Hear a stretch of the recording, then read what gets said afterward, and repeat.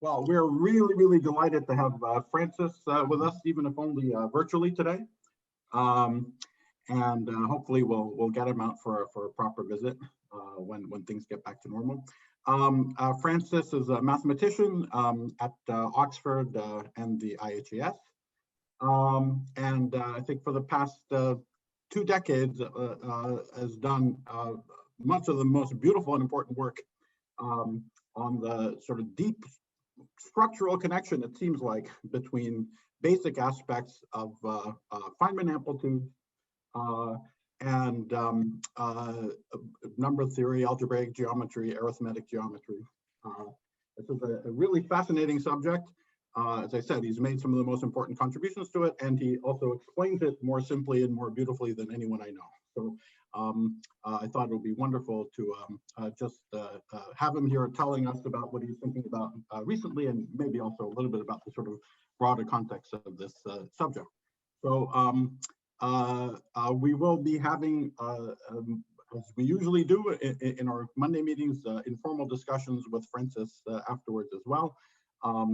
And people who want to join it, who aren't in the Princeton area, if you send me an email, I'll send you a link to that discussion that should start around 4 o'clock our time. Okay, so with that, take it away, Francis. Right, thank you, Nima, for the very generous introduction. I have to say, you were factually incorrect. Well, first of all the compliments were pretty much debatable. But the other point, you said I'm currently at the IHS. I'm actually no longer at the IHS. Oh, you're no longer at the. I wasn't entirely sure because on the website you were. Yeah, I thought you were fully at Oxford, but it said it had IHS on your website as well. So. That's my fault. I must change that. Okay. Okay. So I was confused, but. So I'm going to talk about superstring amplitudes in genus 0 and double copy, and this is joint work with Clément Dupont. It's the subject of 2 papers, one of which is mathematical, is in Kreller, the other in communications in mathematical physics, and they both contain the phrase single-valued integration in the title. So let me begin with some motivation. So let me start with the Euler beta function.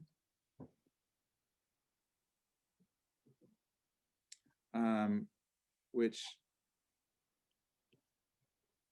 in this context is called the Veneziano amplitude. Okay, so the beta function may be less exciting than what you've just seen. It's x to the s times 1 minus x to the t dx over x times 1 minus x. And as we all know, this is a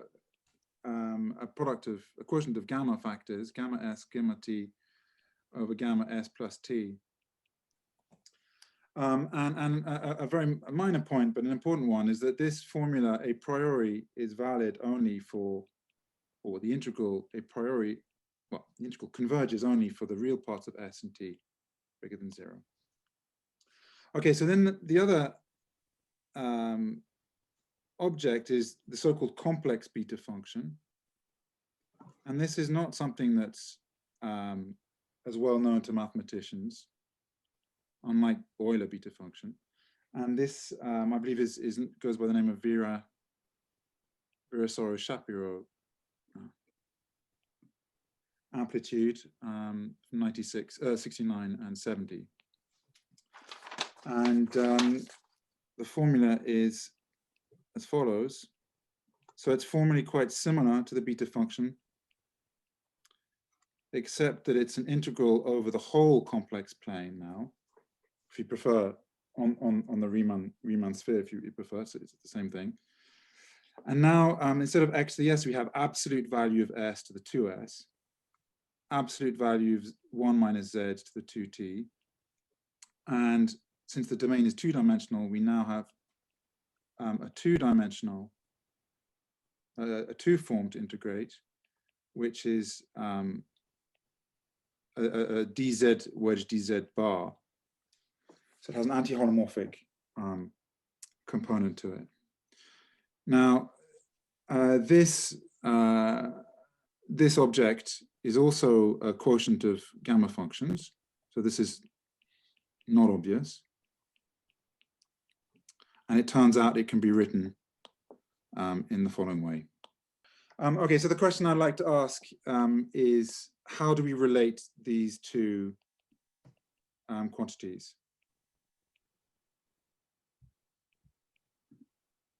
How do we relate beta and beta? I'll Smith us off. So Okay, so just to remind you, we want to relate these two. We have these two different beta functions, the Euler beta function that's very ancient, and this complex beta function that's somewhat different, and we want to relate the two to each other. And that's going to be the theme of the talk. And the first, there are two types of ways in which it could be done.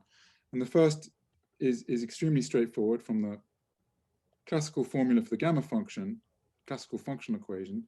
We can simply rewrite beta s, the complex beta function, as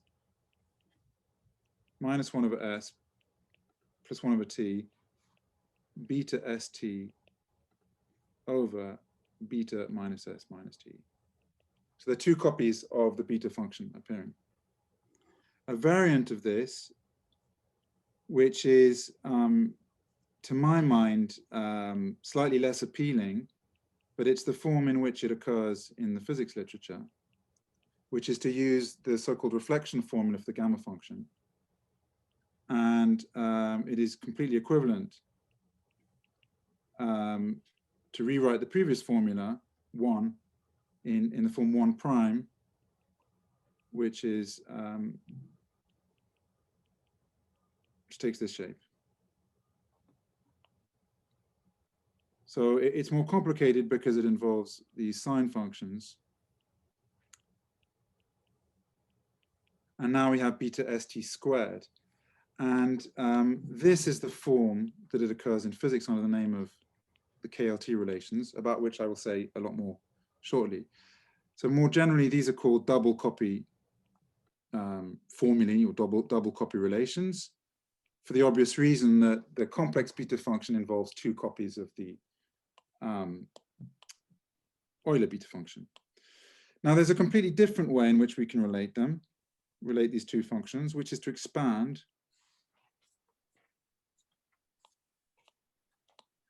in S and T. And here there's a subtlety, because the point at which we want to expand them is the origin, which is precisely a point where the integrals diverge. So that's not too much of an issue, but it's a point that needs to be considered carefully in general.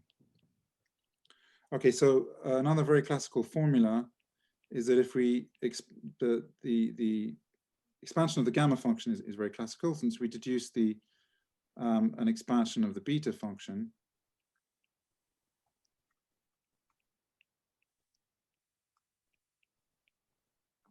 And it involves values of the Riemann zeta function.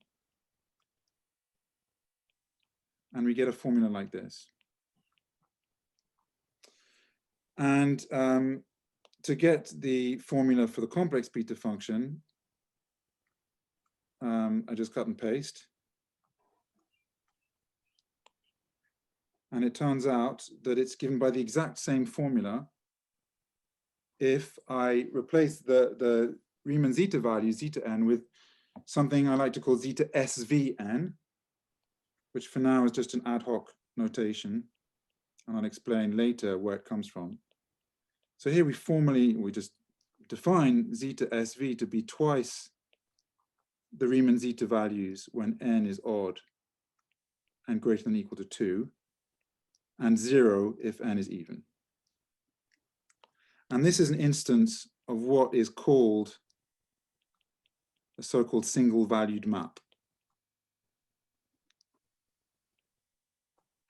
whatever that means, but that's the name given to it in the literature. So we see there are two different ways to get the complex beta function from the ordinary beta function, and a priori they look extremely different. Good. So Now, I apologize for the next slide because my understanding of the physics of this is very limited, and I'm sure most of you know this much better than I do. But here's a brief overview of string perturbation theory, or how I understand it. And there are essentially two different stories here. The first is the closed string. So the strings in question are closed. And here's a picture here of perhaps two closed strings coming together, interacting in some way, and then two exiting on the right. And they trace out some surface. And so in this way, what happens in string perturbation theory is, my understanding is that there are two expansions. There's first expansion over the genus of that surface. And so here it is. We start off with, maybe you can see my mouse here, genus 0, then genus 1. And we're going to look at all possible positions of 4 points, 4 interacting points on a Riemann sphere, on a torus. And then there's a second expansion, which is respect to alpha prime, which is the inverse string tension. So the quantities we're interested in are approximately a sum over all genera of the integral over the moduli space of curves of genus G with n marked points. Though perhaps one needs to look at the moduli space of super Riemann surfaces. And then my understanding is that one looks at the sudden exponential of a sum of Green's functions, whose arguments are Zi minus Zj. So Zi is the position of the ith particle. And Sij are Mandelstam variables, which are essentially Ki plus Kj squared, where Ki are the momenta. Ki is momentum of particle Zi. And there's some volume form we want to integrate. Now, I put a question mark here because the way I view this as a mathematician is more in the sense of a metaphor, as sort of inspiration. In low genus, it's absolutely clear what this means. But in high genus, I'm not entirely sure. And in any case, from a mathematical perspective, the way I view this is that what we want to do is to assign well-defined quantities to all possible positions of n particles on a Riemann surface of genus G. And there are only so many ways that one can do that in a way that makes absolute mathematical sense. And the purpose of this talk is to explain some of the language that might help in doing that. Okay, so a variant is the open string. So here the strings, again, forgive me because I'm absolutely not well versed in string theory. Now the strings are open and they interact according to a picture like this one. Again, there's an expansion, a genus expansion. And now in genus 0, for example, the points will be viewed as points on the boundary of a disk. And genus 1, again, I'm not entirely sure whether what the consensus is. Certainly in higher genera, it's not clear to me what one should do. But in genus 1, often one looks at points on the boundary of a cylinder.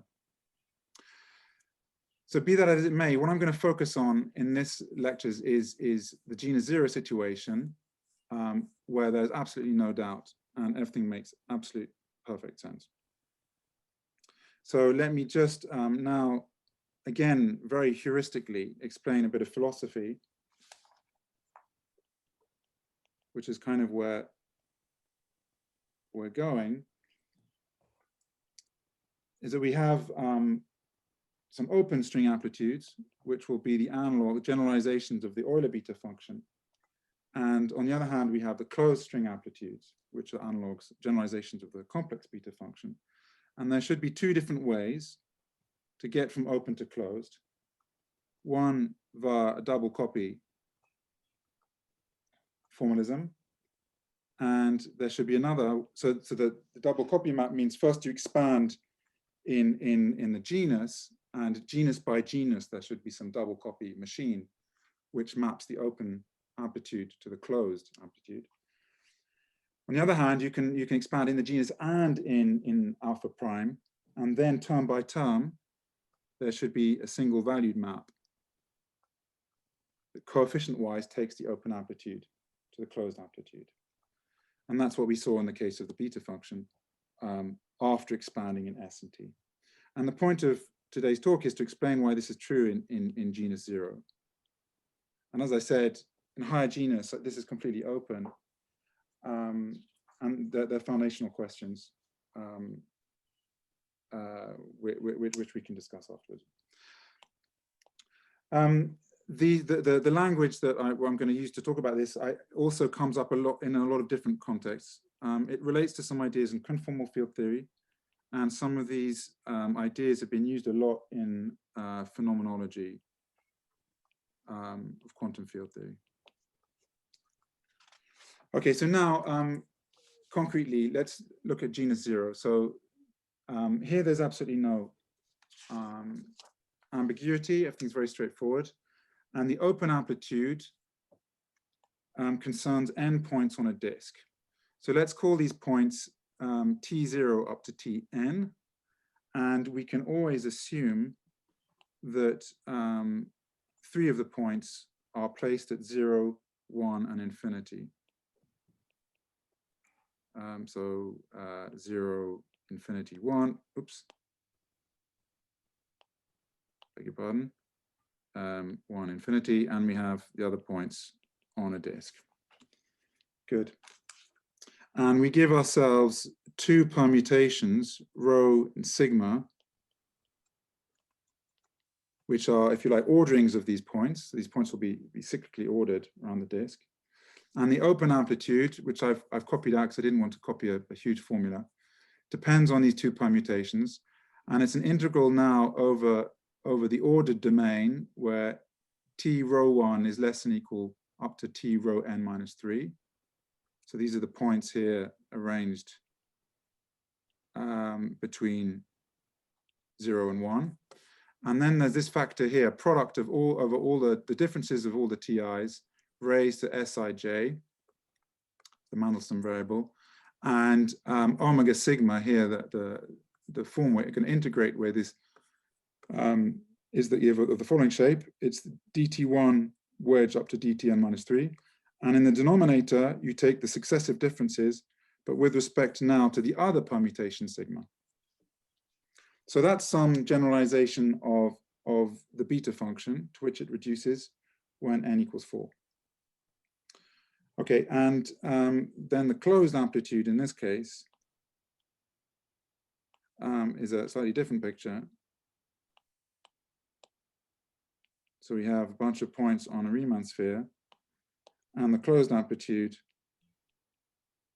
again, depending on 2 permutations, rho and sigma, is some power of pi. And now we integrate over a domain which is twice the dimension, the whole complex plane to the power n minus 3. And then we do the usual thing. We replace the TIs with absolute values, Zi minus Zj to the 2Sij. Now, and we want a form of twice the dimension. So we take rho bar, omega rho bar wedge omega sigma. So that's the closed amplitude. And the first formula which relates the 2 of them is the KLT formula, which is extremely famous.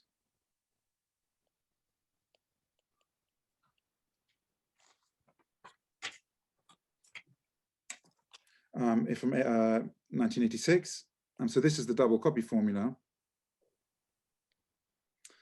And it states that the closed amplitude at genus 0 is given by the sum over all possible such permutations alpha and beta that we considered earlier, some factor S, which depends on both permutations. And then it's quadratic in the open amplitude, beta sigma S. So that's the double copy formula. And these factors here, these factors here, S alpha beta, are quite complicated, but they involve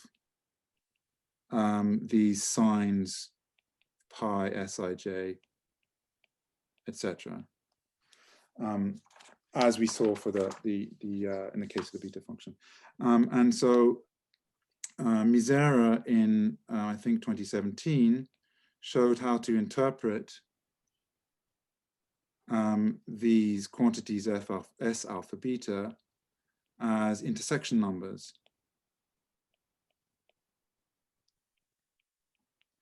in twisted cohomology.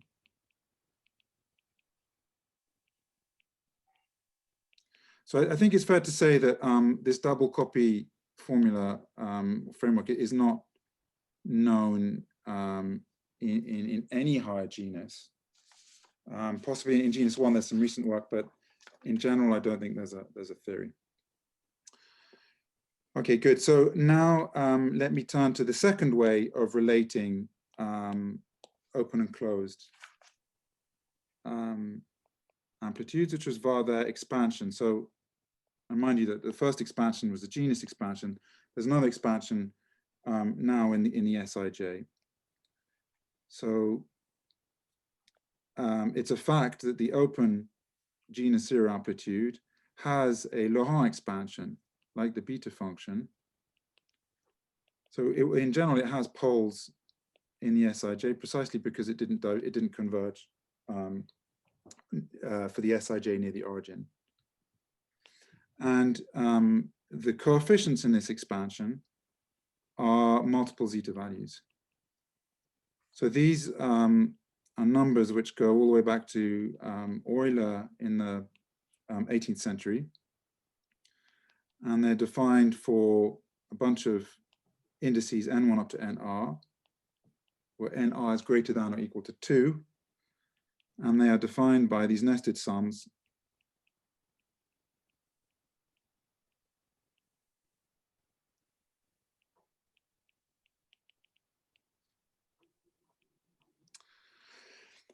So this was proven, this result is typically ascribed to Terasoma and myself in my thesis. I proved something like this, but to be perfectly honest, taking care about the poles in the Sijs and doing everything thoroughly was only recently done in the paper I mentioned at the beginning. Of my joint work with Clément. But there's no doubt about that. And then the conjecture then, which inspired all of this, which is due to Stieberger. So the papers by Stieberger and Taylor and Stieberger and Schlotterer, which is an analogous statement for the closed amplitude. So if you take a look at the coefficients of the closed amplitude, Stieberger observed that they should be the corresponding single valued multiple zeta values, which I shall explain shortly. So they are numbers that somehow correspond to the multiple zeta values, and they have this superscript SV. So I shall come to that in a minute. And this is proved in our paper. I should also mention that independently, another proof was given by Schlotterer and Schnetz at around the same time, and also by Van Hove and Zerbini.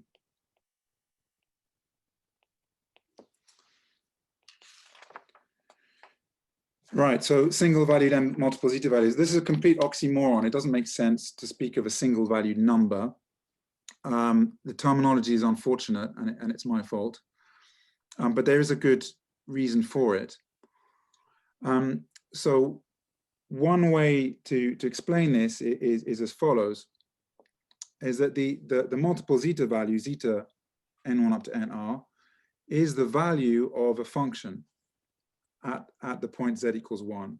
And so these functions are called hyperlogarithms. They're defined by the same nested sum, except we now have a dependence on z in the numerator. And they go back to Poincaré and Kummer. They've been studied an awful lot. And what you can show is that, so these functions are multi-valued functions on the punctured Riemann sphere. They have very complicated monodromy. But you can show that there's a way to make them single-valued. This is something I did before I did just as I was starting out on my thesis as a student. You can show that there exist canonical single-valued versions.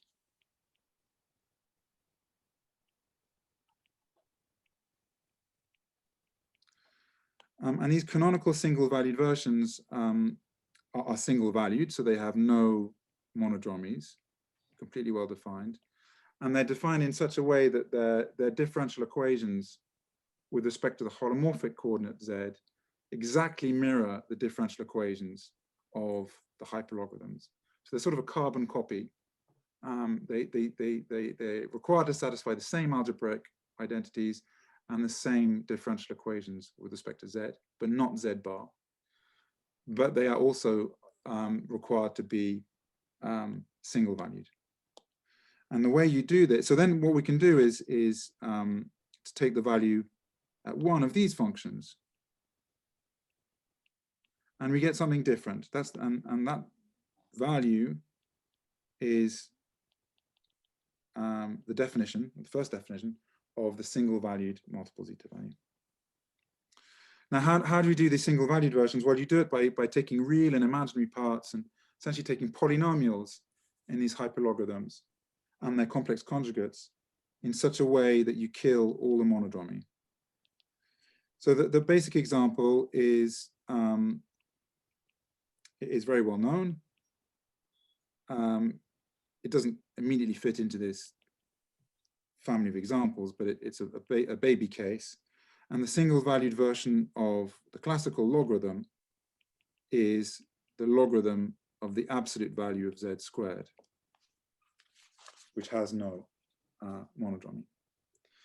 A more interesting example is the dilogarithm Li2 of z, defined by this sum, which converges when the absolute value of z is less than 1. In general, it extends to a multi-valued function on the punctured Riemann sphere with quite a complicated branch structure. And very famously, its single-valued version, or a single-valued version for it, was defined by Bloch and Wigner, and it's the imaginary part of the dilogarithm plus some terms which are there precisely to compensate the monodromy of the dilogarithm. So in this particular case, we can run this picture I had earlier. We start off with zeta of 2, and we express it as the value at z equals 1 of the dilogarithm. And then we can cook up a single valued version of the dilogarithm.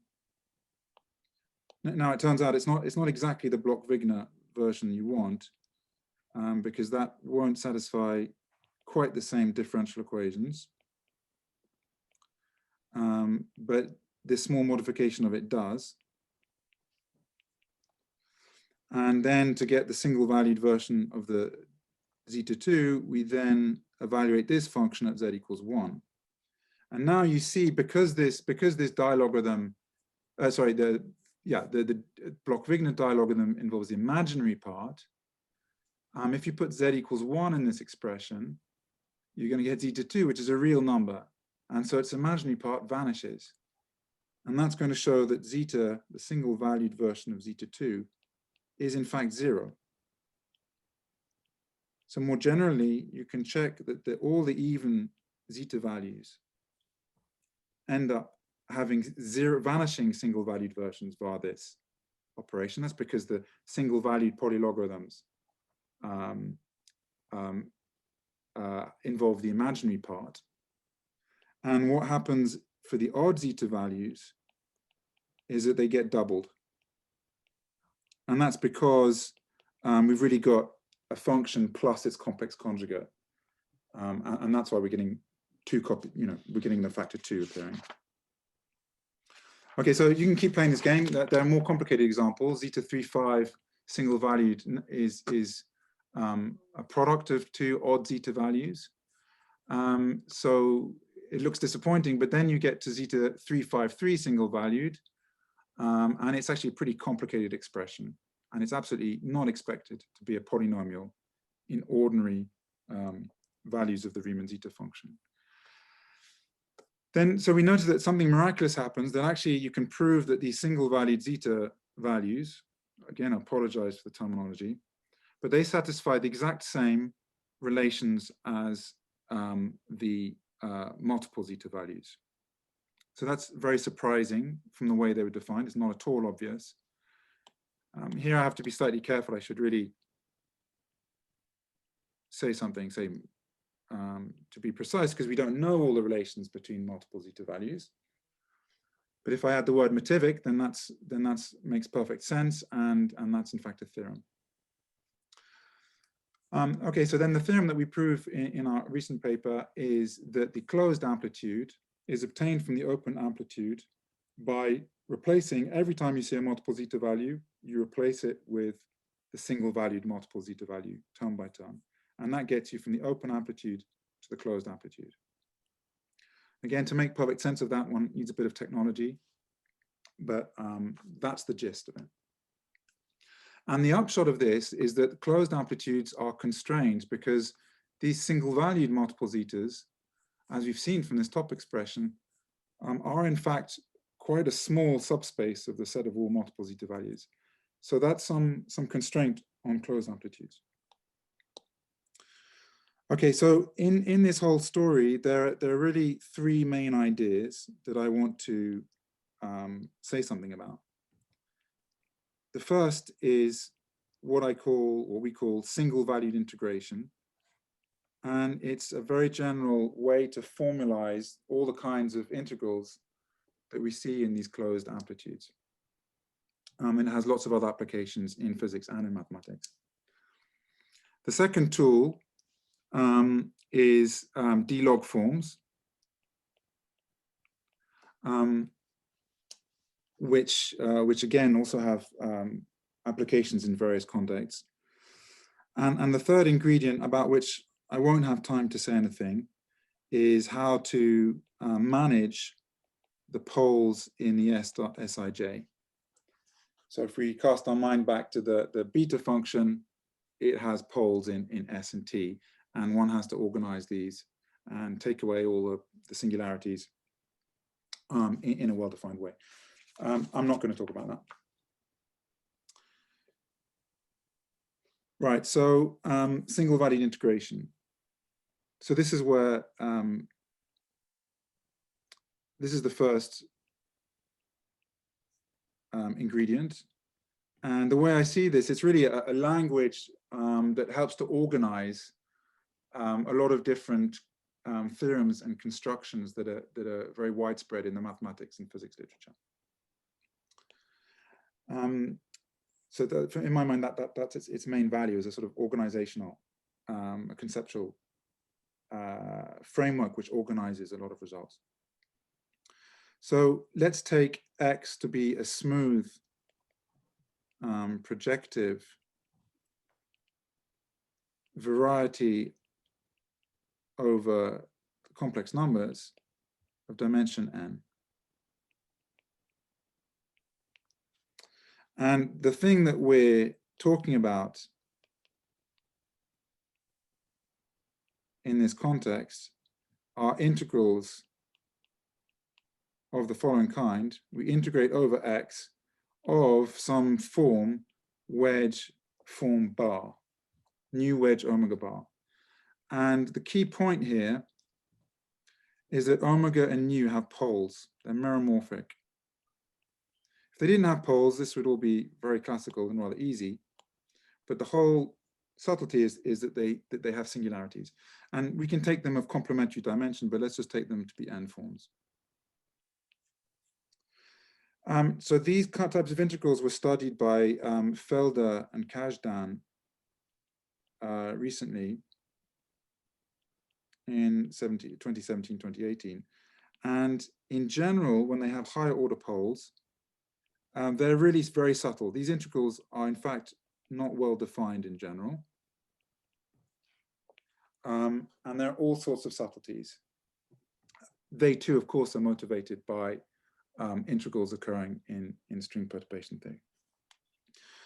So our approach is slightly different. We have a definition of these integrals, which is using cohomology.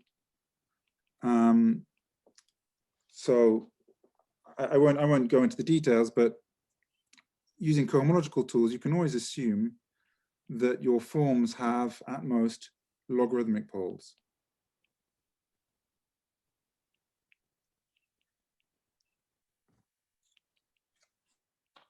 So they have at most logarithmic singularities. And I'm going to assume that these singularities are distinct. That means that the divisor of the singularities of omega and the singularities of nu are some divisors, and they're going to share no common components. Okay, so what does logarithmic singularity means? It means that in local coordinates, so if we have local coordinates sort of z1 up to zn on our manifold X, then omega nu will be a linear combination of forms of the type some smooth function of z1 up to zn, dz1, dzi of I, and then wedge dzi plus 1, dzn. So that's the local shape of a form with logarithmic singularities. So F is smooth. And what we allow, so when we do this integrand, nu wedge omega bar, we allow things like dz bar over z, that's okay. But we do not allow, for now, things like dz over z,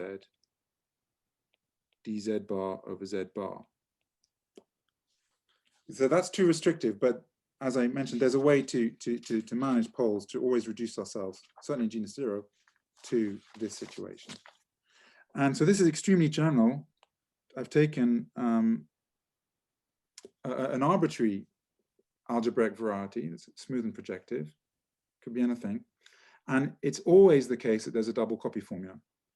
So here it is, integral of nu wedge omega bar over x is a quadratic expression in the integrals of nu and of omega over some domains. Okay, so here we have two n-dimensional integrals. Here we have n-dimensional integrals, so half the dimension, and we always get a quadratic formula relating the two. Here you multiply forms first, then integrate. Here you integrate first and then multiply. Now here alpha and beta are cycles of integration. Technically, they range over a basis of a certain relative cohomology group. And this number here that comes in is actually the inverse transpose matrix of an intersection pairing matrix between these homology groups. So again, it's extremely similar to the KLT result. It's completely general. It has nothing to do with the specificities of that situation. It's true for any algebraic variety, such as the one I described. So let me not go into too many details here. I should just say that the chains of integration here, this relative homology, if you've not seen it before, it really means you're considering domains of integration with boundary contained in something. There's a variant of this theorem for twisted cohomology, which, as Misra explained, is what underlies the genus 0 closed and open string amplitudes. and you apply the double copy formula to the twisted cohomology, and you get the KLT theorem popping out for free as well. Okay, so that's it for double copy. Now I want to talk about, so that's it for single valued integration. And now I want to move on in my remaining 15 minutes to logarithmic differential forms. So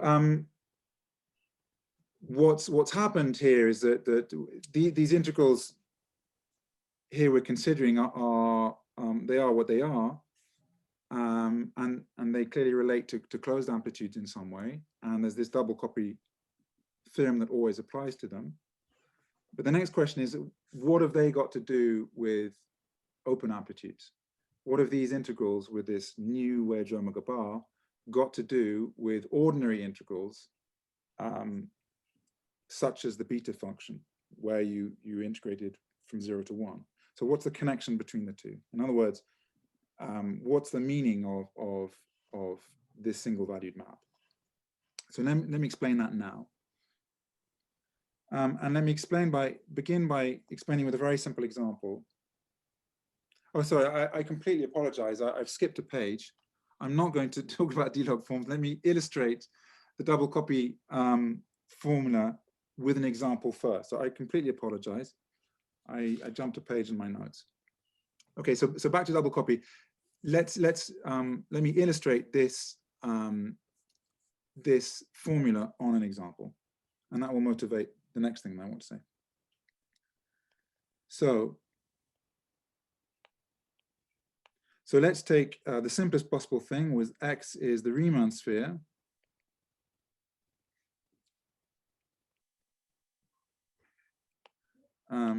So here it is. And let's take omega to be dz over z. And its singularities are contained in the set of points 0, infinity. So we have puncture at 0 and infinity. And this form is defined on the complement.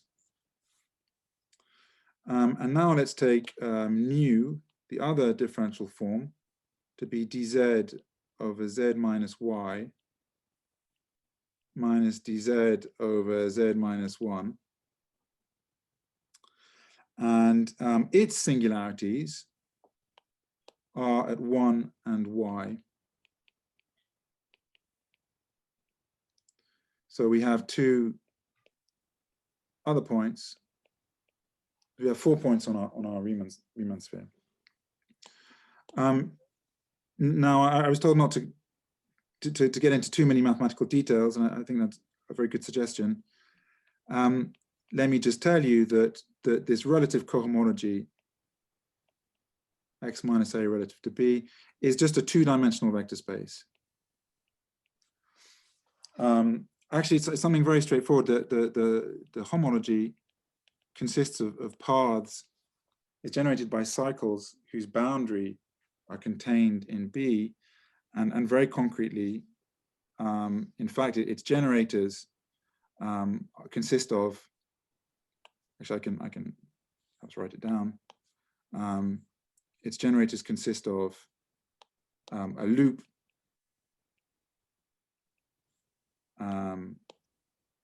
around 0 and the path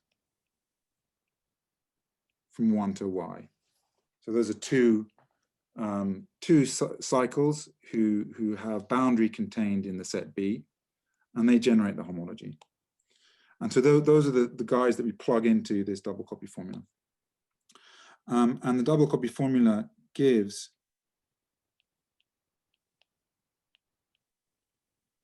one over 2 pi I nu wedge omega bar over x, and I claim that that is the single valued logarithm, log of absolute value of y squared. That's not completely obvious, but it's not very difficult to check that. And what the double copy formula does in this case is it's a sum over a basis of this two-dimensional group. So it has two terms. And if we cast our minds back, it's an integral of each form omega nu over these cycles. And what happens is when you integrate around this cycle, you might pick up a residue, a 2 pi I. And when you integrate, for example, omega from 1 to y, you might get a logarithm, a log of y. And when you work it out, you find that you get log y plus log of y bar. So that's the double copy formula in action in the simplest possible case. And as you see, it's got nothing to do with moduli spaces of curves or anything like that. It's just a very general fact about integration. Okay, so now Dlog forms.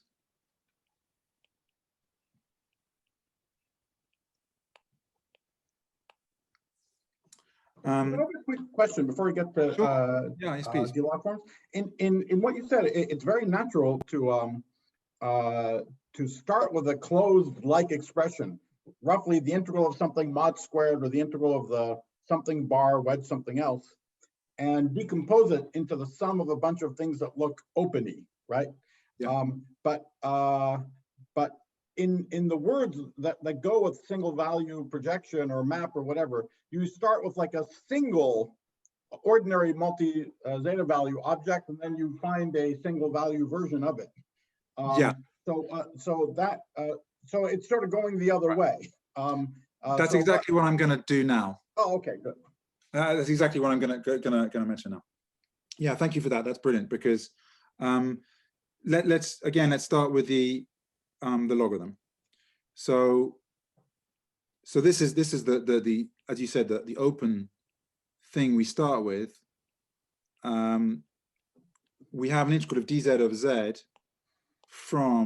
which has singularities at 0 and infinity, and we integrate it from 1 to y along a path gamma.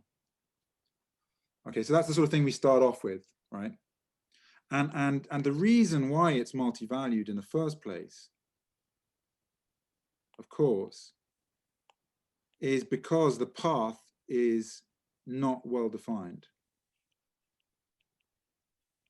There is no canonical path from 1 to y. And that's the fundamental reason why this function has monodromy. So, for example, we could integrate from 1 to y like this, and we'd get the same thing, but plus some multiple of 2 pi I. Okay, so the idea that there's a way to, so what I'm trying to say is that the issue with integration is the path of integration. The form is fine. It's the path of integration that's the problem. And it turns out that there's a canonical way, in this case, to start off with a path gamma and replace it with a form. And the form in question is dz over z minus y minus dz over z minus 1. And this form is logarithmic. It has the most simple poles. And what's special about this form, it has exactly residues. Its poles are exactly at the endpoints of the path. And it has a residue of +1 at the point y, the endpoint, and residue -1 at the source. And what's more is that both of these paths I've drawn give rise to the same form. So it only depends on a homology class of gamma.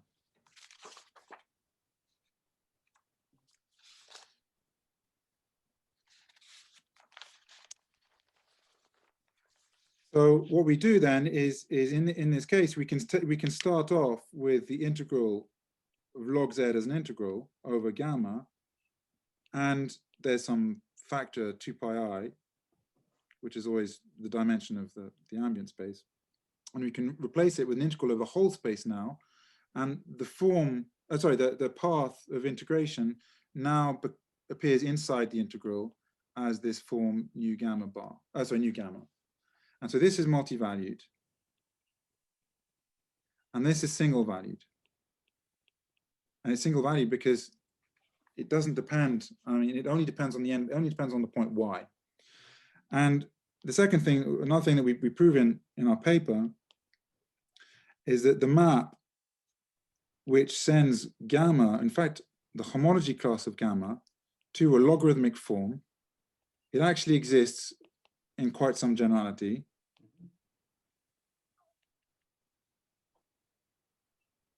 It exists for quite general algebraic varieties.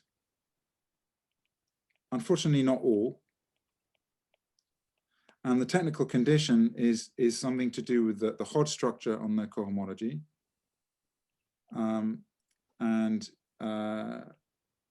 It's something called separated cohomology. So that's a technical condition. But that condition holds. So now I was ahead and now I'm behind. That condition holds for the moduli space of curves. And for example, of genus 0, certainly, the domain of integration that we saw in the open amplitude, which was this region where the points on the boundary of the disk are ordered in this manner. By this theorem, they canonically get associated a logarithmic form, and that's the Park-Taylor form omega sigma, which appeared at the very beginning. And we can apply this also for hyperlogarithms and polylogarithms, multiple zeta values. And so in all those settings, you get single valued versions in a completely well-defined way by this procedure. There are many other applications. So there's a very general kind of, I don't know what it's officially called. I normally call them like Aomoto, like polylogs. There's the integral of some Dlog form over either a simplex or a polytope or something. Yes. So the single valued version is you integrate the same Dlog form wedge, the conjugate of the canonical form associated with the simplex or the polytope or whatever. Exactly, that's exactly it. So this business, so as referring back to you,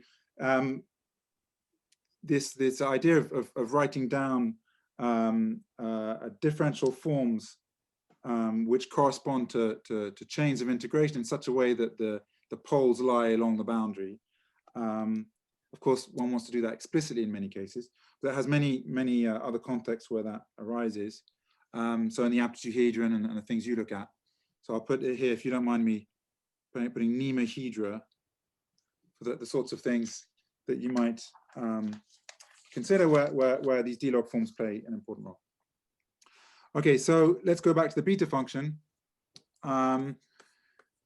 With the terminology we now have, we can revisit the open and the closed integrals, in just the case the beta function, and we can see how they correspond to each other. So we start off with the ordinary beta function here, and its path of integration is the path from 0 to 1.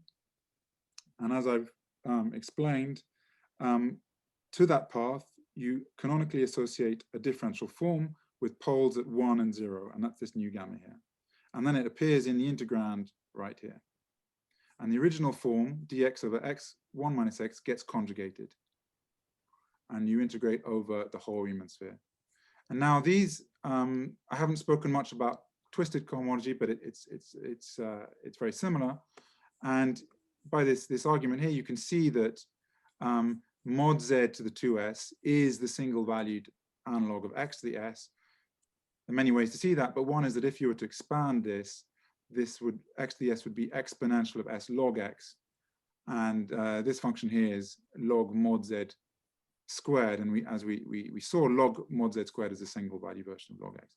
So literally you take everything in sight gets its single valued version, and that gives you the closed complex beta function we saw at the beginning. So since I'm now out of time, let me fast forward to other examples. So another example is curves of genus G. So here's a curve of genus 2 with 4 marked points. And now this does not satisfy the technical condition of being separated. So we do not have this way to assign forms to paths, and the reason is because you have global holomorphic differential forms. But there's a way around it. There are a couple of ways around this problem. And it turns out that there's a unique, so this is very classical again. It turns out that given a pair of points, P1 and P2, there is a unique form which has residue +1 at P1 and -1 at P2, but with the extra condition that its period integrals around loops are all imaginary. And then if you do this nu A bar wedge nu B integral, you get what's called the Archimedean height pairing. And that's exactly the Green's function of genus G on this Riemann surface. And that's exactly what we want if you want to consider string perturbation amplitudes in genus 1, for example. Another example, so this is more of a question than a statement, because it's something that I would like to know more about. And that's the relation with conformal field theory. So in fact, a different paper, in this paper, also with the same co-author, in an appendix, we considered the hypergeometric function given by this sum and this integral.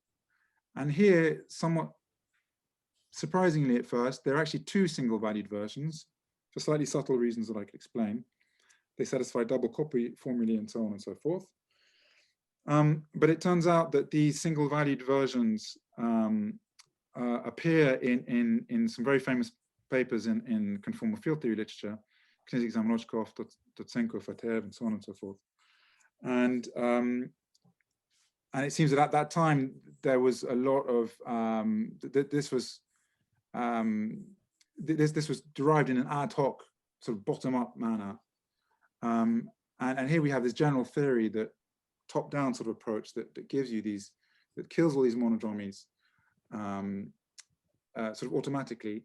So I'd very much like to know whether these ideas would also be of use in conformal field theory. So I've slightly overrun. I apologize for that, but it was a little bit derailing being Zoom bombed earlier in the talk. So thank you for listening, and I'll stop here. Well, thank you, Francis, for the lovely talk. So, Francis, there's something it would be great if you could just say a little more about. I mean, if we start with the open amplitude, well, we have the open amplitude is the integral of some form over some region, and yeah, the closed cousin is more or less by definition is exactly the integral of the V bar wedge omega, right? Yes. The more interesting seeming statement is that when you do the alpha prime expansion, et cetera, now you're not just taking the object as a whole, you're expanding some particular way. And the objects you encounter in the expansion are themselves integrals that you can think of in the same way, right? That so what seems what seems interesting is that the sort of identity holds at the level of doing this sort of single valued operation on the building blocks of the alpha prime expansion rather than on the whole object. I mean, the closed string amplitude, more or less by definition, is the single valued version of the open string amplitude at the level of the whole amplitude. It's less clear that that should be the case at the level of the alpha prime expansion, sort of individual terms, as you were saying. Is this basically the same as showing that the single valued versions satisfy all the same algebraic identities as their non-single valued starting points? So no, yeah. So I agree with everything you said.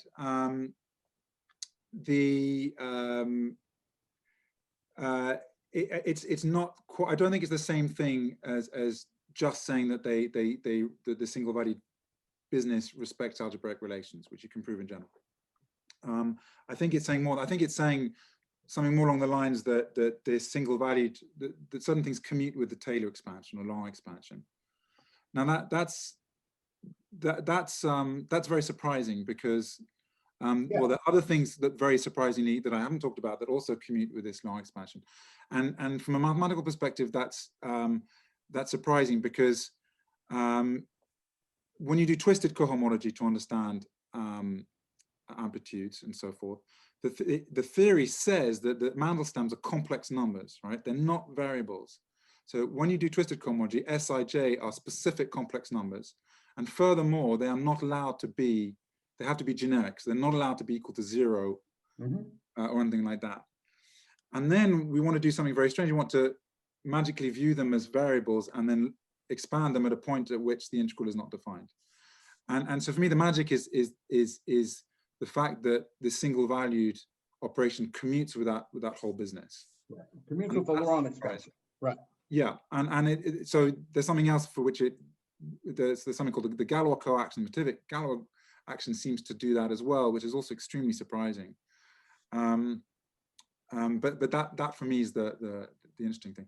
But you said something earlier that it was automatic that double copy holds by definition of the closed amplitude, and so I agree that the integrand is certainly a sort of double copy. The integrand of the closed amplitude is by definition a double. Yeah, sorry, that is all I meant. There's still your result that the integral is that the integral sort of turns into the sum over alpha beta of the pairings. Yeah, so you've got.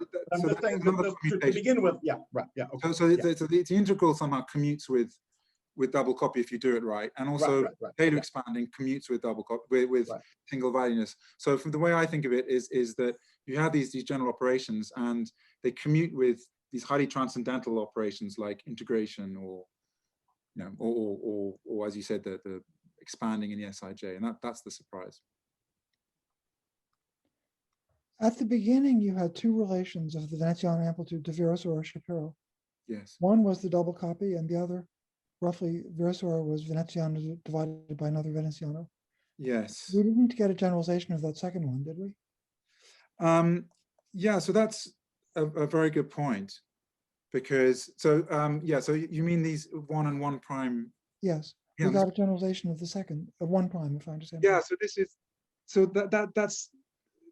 I can that's exactly what I can't help feeling as well, that I think the first formula is the nicer one, and the reason for that is that double copy is something very general about cohomology, something to do with integrals.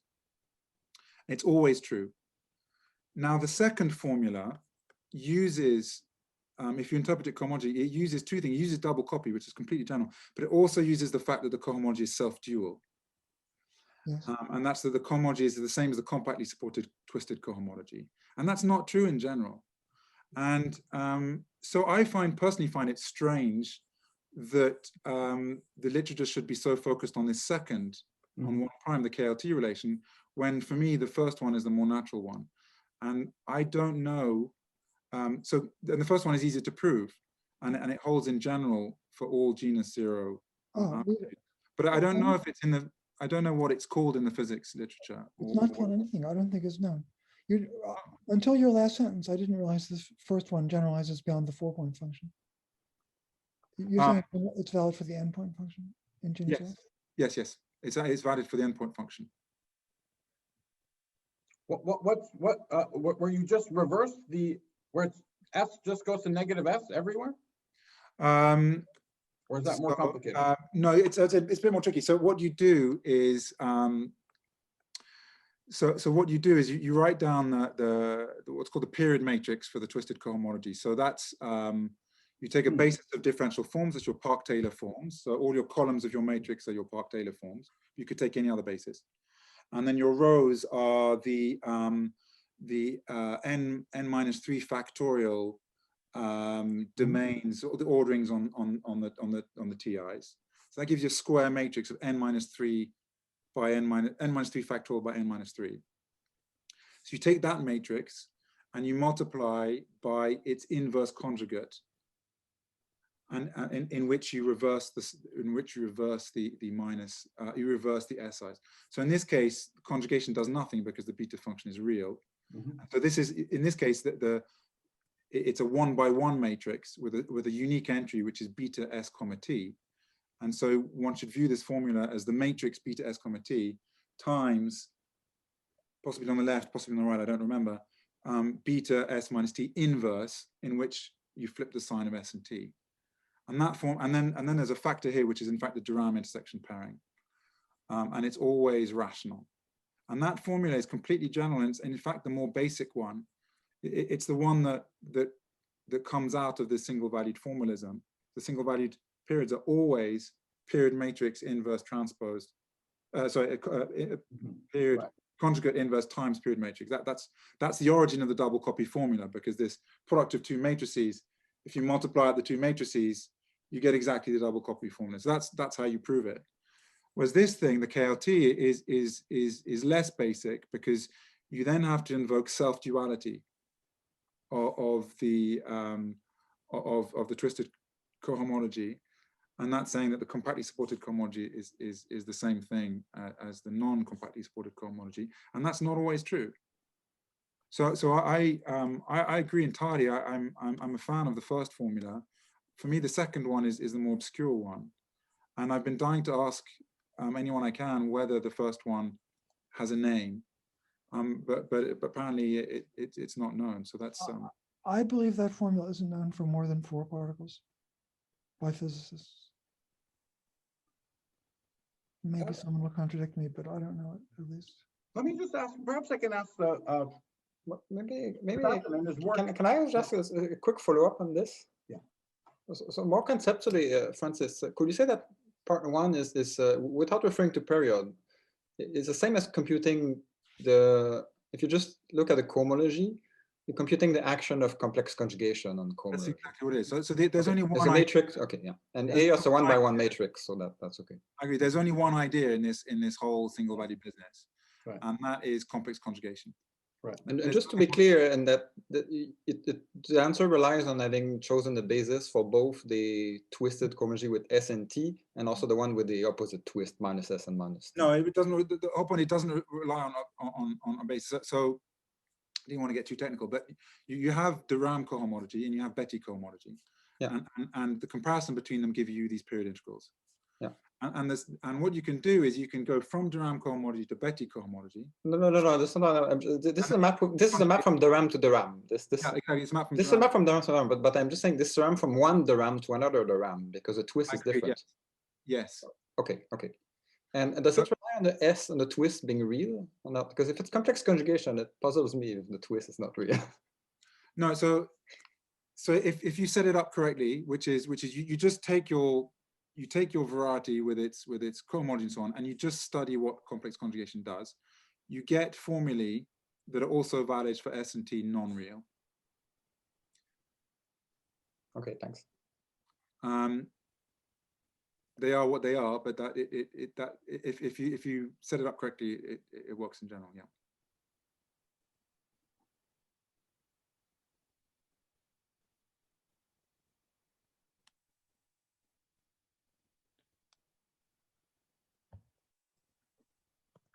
Have you looked at all on whether any of these trying to consider superstring versions of these formulas?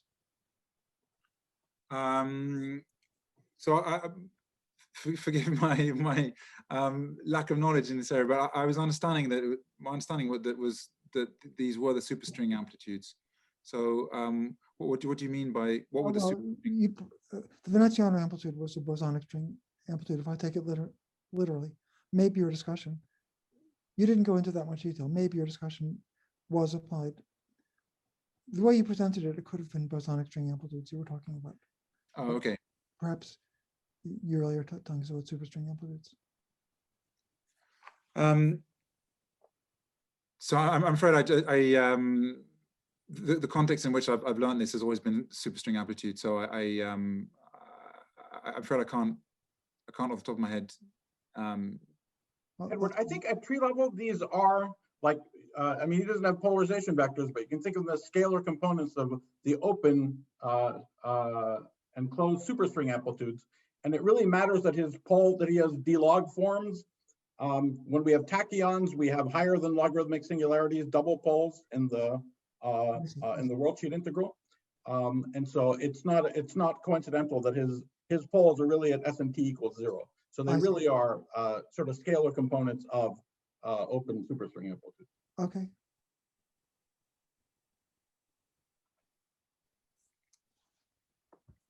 Thanks, Nima. So do we have more questions?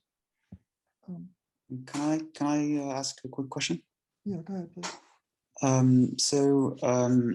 This first formula on top of your page here, there is one that resembles this one by Cho and Matsumoto, which is a product of beta of st and beta of minus s minus t. That's roughly equal to a number. Sorry, like 1 over s plus 1 over t. Is there an analog of this reversed? Sorry, now that I'm asking the question, I suppose the analog is just the second formula with beta of st times beta of minus s minus t or something. I'm sorry, this was really unclear, but I'm not sure I'm saying, but yeah, these formulae are in the Japanese literature from a long time ago. I completely agree, and they're completely equivalent, and they're equivalent by twisted period relations. So in the Japanese literature, the aim is to prove the twisted period relations. That's my understanding. It's been a while since I've checked all the literature in detail, but their aim is to prove the twisted period relations. And in this particular case of the beta function, you find both these formulae, and they explain that they're equivalent. Absolutely.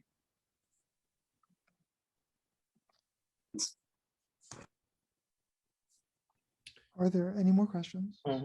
Yes, could you comment a little bit on the genus 1? In particular, then in genus 1, there are branch cuts appearing.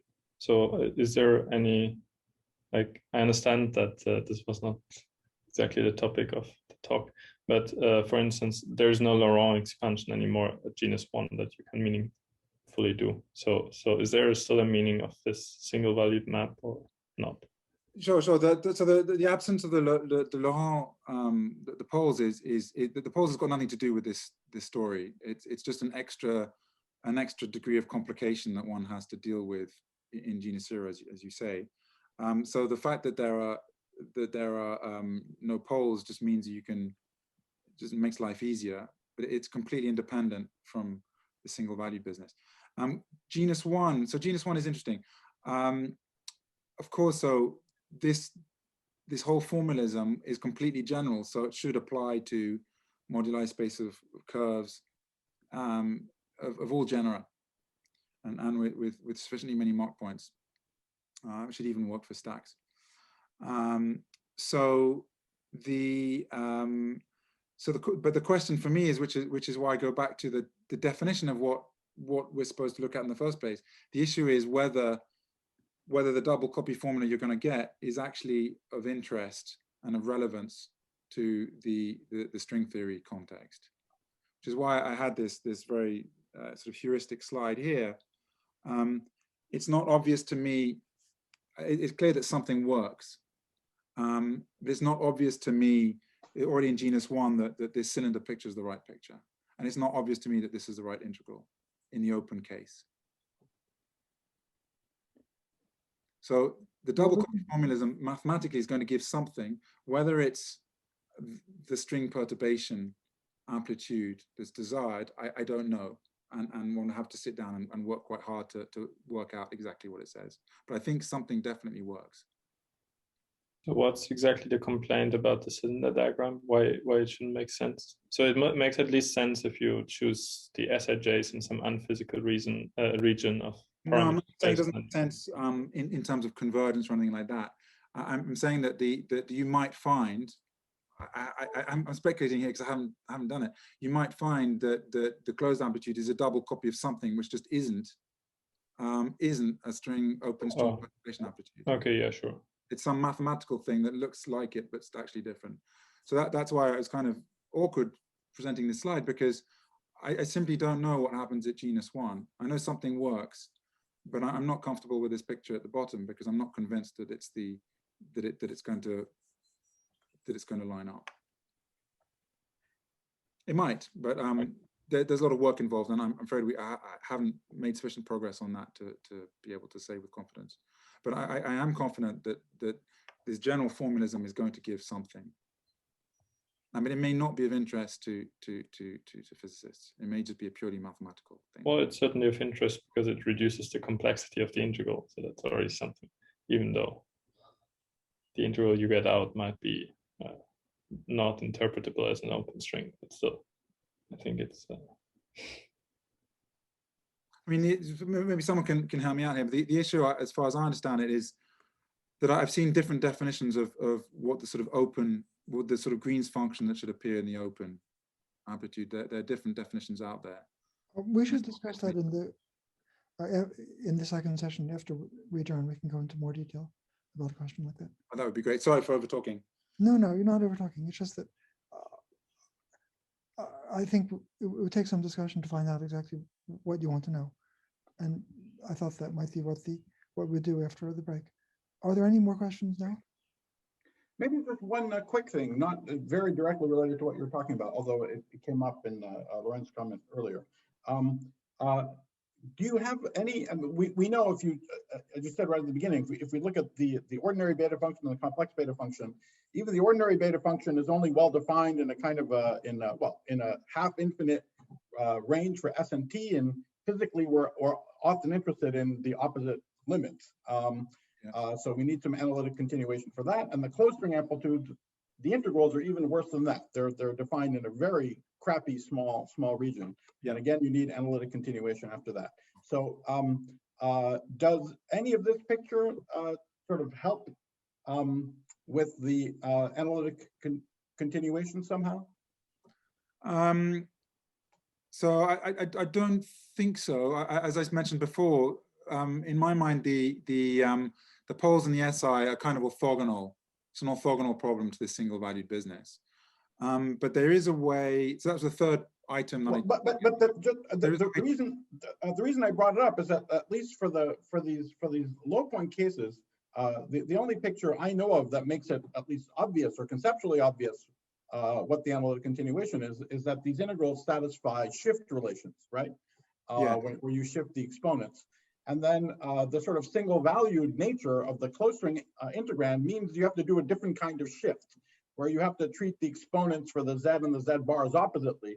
But if you do that, then you do nicely get two different sort of infinite product formulas for the open and the closed cases that sort of conceptually explain where the analytic continuation comes from. And I was wondering if there was kind of in the open case, the shift always has to go in one direction, whereas in the closed case, it has to go in a correlated way in two directions. So even the shift is kind of like a square from going from the open to the closed. And I was wondering if there's some analog of that sort of squaring for the shift relations at higher points. That's well understood from this point of view. No, that's a great question. Yeah, so the way I think about this is there's sort of different ways to think about these integrals. One is with twisted cohomology, which is traditionally with S and T of fixed complex numbers. A completely different way is by expanding in S and T, and we think of that as local because it's only locally around this particular point 0, 0. And then there's yet another third way, which is sort of global, which is where you view S and T as formal as functions everywhere, and they come equipped with these shift operators. S goes to S plus 1, T goes T plus 1, and you have these contiguity relations. And there's a whole theory of algebraic Mellin transforms, and there's a whole theory by Lozer and Sabag and others understanding that from an algebraic perspective. But now exactly in the closed case, you're supposed to think in terms of an S and an S bar and a T and a T bar, and you're supposed to shift S up and T down and S bar down in order for I haven't thought about this double copy at all from a global perspective. Right. That is very interesting. No, it's not something that any of us has looked at yet. But just saying, a small comment in the direction of what you're saying is that this business about S and T going in opposite directions is exactly what happens to the hypergeometric function. So I mentioned earlier that there are two single-valued hypergeometric functions, and the reason is that when you look at the period matrix of the hypergeometric function, there's one, the entries of the period matrix obtained by shifting S or ABC up by 1, and it turns out there's one function that fills up the whole period matrix because it's just F, and you know, F of ABC and F of A plus 1 or B, whatever. But when you do the single valued version, as you say, you've got the A's and the minus A's, BC's and the minus ABC's. And when you shift the A's up, the other ones go in the opposite direction. Right. And so when you do the double copy formula, you end up with two functions because you have to shift them consistently or inconsistently, and there are two different ways to do it. And that's very interesting. And in the literature, you only ever see one of those single valued versions, not two of them. So I think that goes in the direction of what you're saying.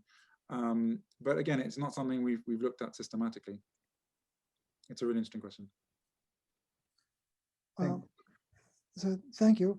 In view of the hour, I think maybe we should thank Francis again and reconvene in about 10 minutes for an extended discussion on the other link. So thank you. And